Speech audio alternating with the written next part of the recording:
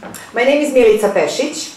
I am Executive Director of Media Diversity Institute. We wanted to invite you to Britain to meet your colleagues, your peers in the media here, and to be able to exchange with them your experience, their thoughts, your thoughts about what we in Media Diversity Institute call inclusive journalism, journalism which reflects social diversity which does exist in every society. It's very deeply defaulted in our psyches. My prejudices may be different from yours, but everyone has them.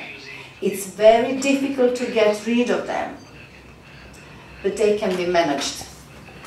And in journalism, in good journalism, in a responsible journalism, if we don't go beyond the prejudice, we stay with stereotypes, we stay on the surface, and we produce bad babies.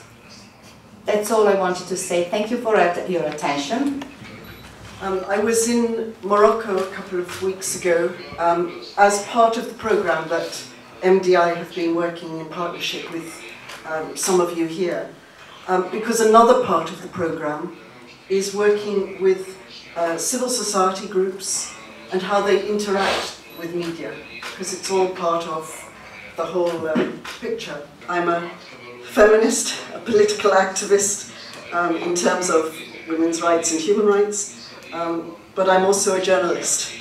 I criticise the government, I criticise the BBC, I criticise Channel 4 and any employers who are not doing things.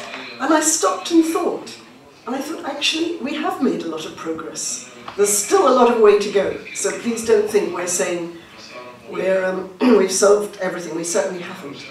When the conduct of the press was so bad, with regard to intruding into people's private lives, misrepresenting them in their reports, and defaming their characters sometimes, that the government had to decide, are we, the government, going to regulate the press, or are we going to allow the press one last chance to regulate itself?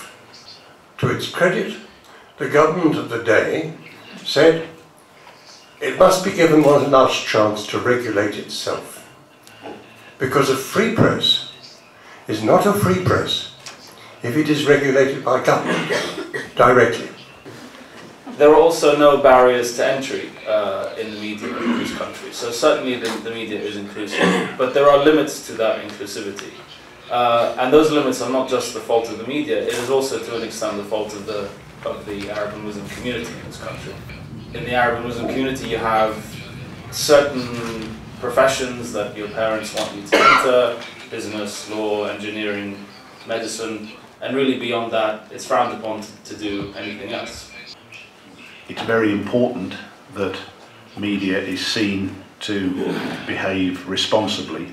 The issue of freedom of expression is extremely important to the work I do, because from my experience of monitoring how Arabs and Muslims are portrayed in the media, freedom of expression, of course I support it, but it has to come with responsibility.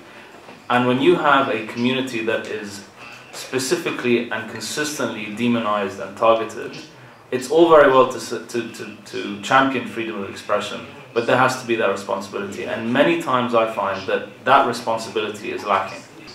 Realistically, how is the media going to represent all the voices that could be heard potentially on one subject? If you talk even about mainstream issues, about say tax or political parties, everyone has a different opinion, and you know, men have a different opinion from women, maybe northern communities, southern communities, people in cities, people from different ethnic backgrounds.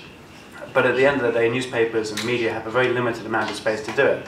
They've got 800 words, 600 words, or on TV 1 minute, 2 minutes. In practice, there's no way to convey such a range of opinions, so papers have no choice but to take maybe one view from the left, one view from the right, or whatever. And you can't ask too much of them, I think. Of course, what the newspapers do must be subject to the law of the land.